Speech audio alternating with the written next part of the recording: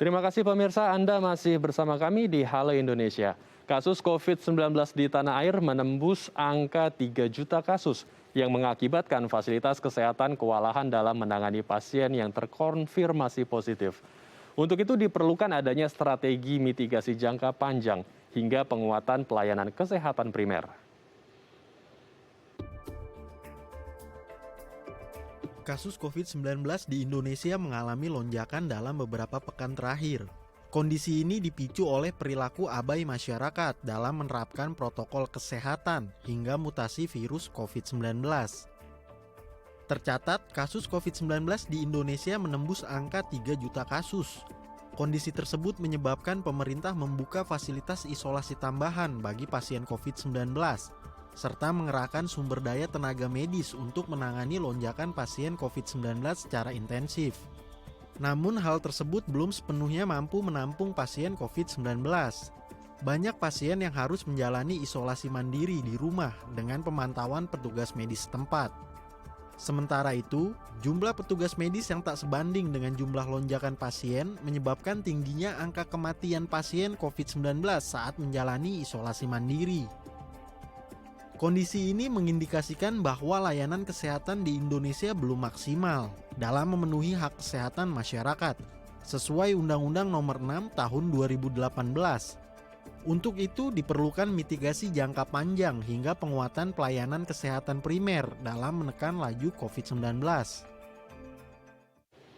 Ya, untuk membahas lebih lanjut mengenai darurat penanganan COVID-19 di tanah air, kita akan berdiskusi langsung bersama Ibu Diah Saminarsi, selaku Senior Advisor on Gender and Youth to the WHO-DG. Selamat pagi Bu Diah, apa kabar Bu?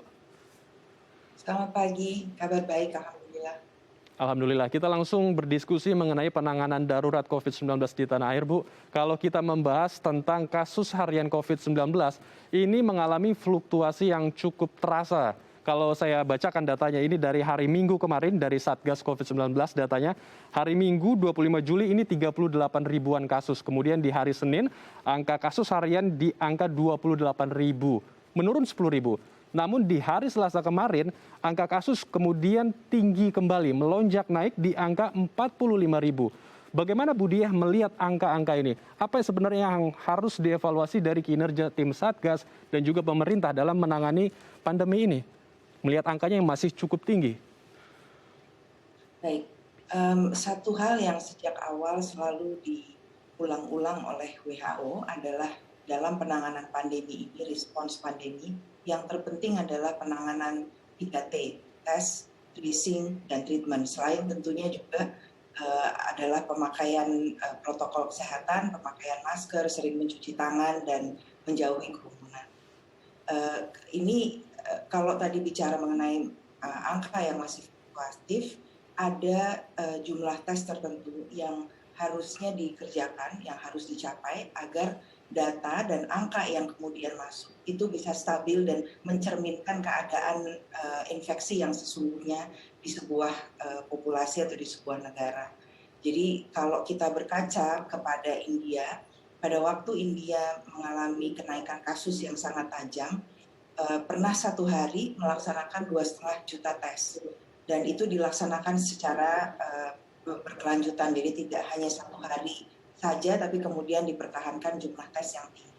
Itu agar jumlah tes yang dilakukan bisa merepresentasikan seluruh populasi yang kemungkinan sakit, jadi menghindari angka kekurangan tes atau angka under testing.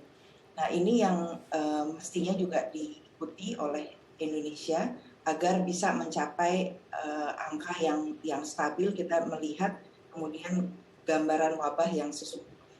Kalau lihat dari jumlah populasi India dengan Indonesia, maka kurang lebih Indonesia membutuhkan sehari sekitar 700.000 tes untuk betul-betul bisa menekan kurva dan juga memperlihatkan gambaran wabah yang sesungguhnya. Jadi beberapa orang yang sesungguhnya sakit pada satu jangka waktu tertentu, kalau WHO memantau tren per 7 hari.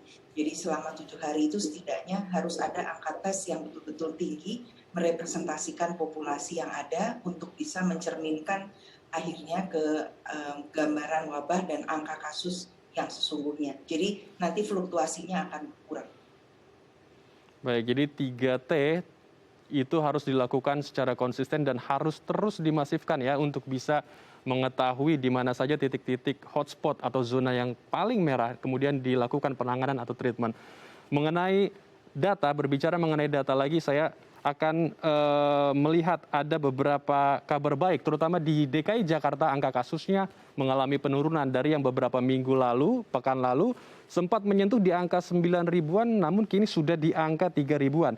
Kemudian belum lama ini, Gubernur DKI Jakarta Anies Baswedan juga menyebutkan bahwa BOR atau bed occupancy rate, keterisian tempat tidur ini turun dari yang sebelumnya 90% sekarang menuju sudah di 69%. Namun di satu sisi angka kematian ini kemarin saya lihat datanya itu sangat tinggi, menembus angka 2.000 kasus angka kematian. Bagaimana juga komentar Ibu? Apakah ini karena fokus 3T itu hanya terfokus di satu titik, kemudian di wilayah-wilayah lainnya jadi sempat terabaikan dalam tanda kutip. Bagaimana tanggapan Ibu? Ya. Jadi kalau kita melihat angka di DKI, kita harus melihat kemudian tes DKI. DKI yang saya ketahui angka tesnya itu sudah 30 kali di atas apa yang diminta oleh WHO, di atas minimum yang diminta oleh WHO. Sehingga angka tes tersebut sudah menggambarkan kondisi wabah yang sesungguhnya, datanya mencerminkan kasus-kasus yang ada, dan akhirnya kurvanya bisa betul-betul mencerminkan pada saat dia turun kita bisa cukup melihat bahwa dia turun dan itu tercermin dari turunnya BOR yang ada di DKI, walaupun sebenarnya idealnya adalah 60%, tapi itu sudah hampir, jadi tadi diberitahukan bahwa 69%. Hal yang sama tidak bisa kita berikan kepada area atau provinsi lain di luar DKI, karena jumlah testing yang tadi dilakukan di provinsi-provinsi di luar DKI masih di bawah minimum. Jadi itu yang harus ditingkatkan jumlah testing.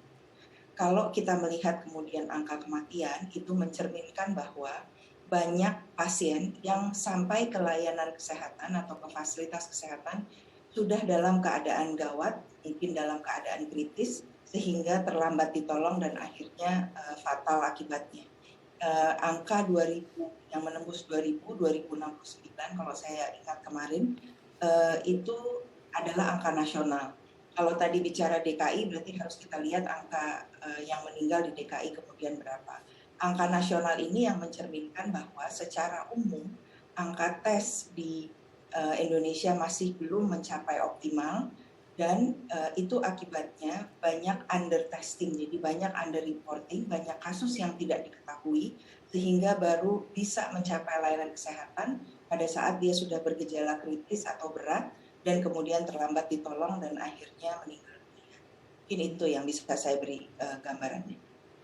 Oke, baik. Saya masih ingin bertanya tentang adanya peraturan baru, pelonggaran-pelonggaran di masa PPKM darurat yang kini sudah berubah namanya menjadi PPKM level 4, yaitu warga atau masyarakat luas bisa menikmati makanan di tempat atau warung makan dengan waktu 20 menit maksimal.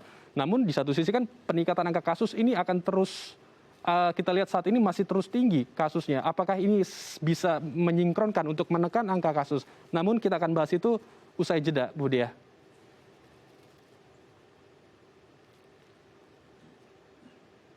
Baik pemirsa.